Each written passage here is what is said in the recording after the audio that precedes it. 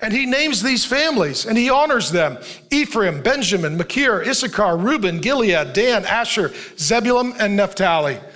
They were courageous. And let me say this, the difference between those who are cowards and courageous is not that one has fear and the other does not, but the courageous fight through their fear in faith.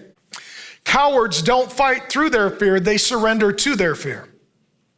So there was one family that gave way to fear and they were cowards. When God called these men to fight, and these are men who are making the ultimate sacrifice. They're enlisting for the military to go off to war and to stop evil, because evil never stops itself. And you just need to know, men, that God here is honoring strong men and courageous men. He's thanking and he is honoring men who stand in the gap to protect women and children.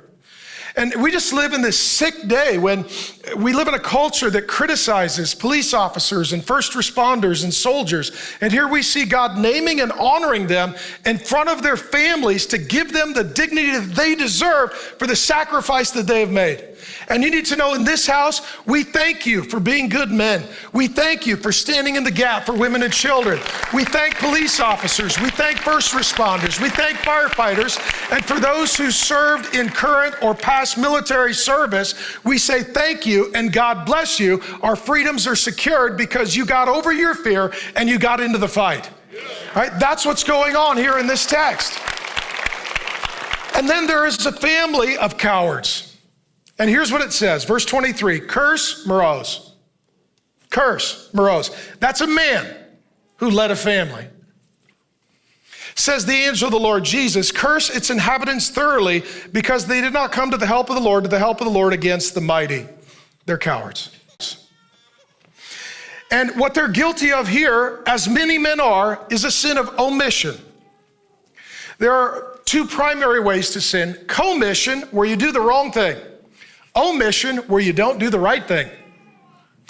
And a lot of men, our sin tends to fall in the pattern of our first father, Adam. It says when Satan showed up, he didn't say or do anything. He was passive. Passive men are a massive problem. I'll say it again. Passive men are a massive problem. That's why we say we build men up to bless women and children. And I just want to honor the men in this church. I'm not a flatterer, but as he honored those men, I want to honor our men. Our biggest ministry at this church is men's. Young men are getting activated. Young men are reading their Bible. Young men are praying. Young men are looking forward to getting married and loving their wives and leading their families and entering into this world with courage to say and do that which is right. And I'm just telling you, until the men change, nothing changes.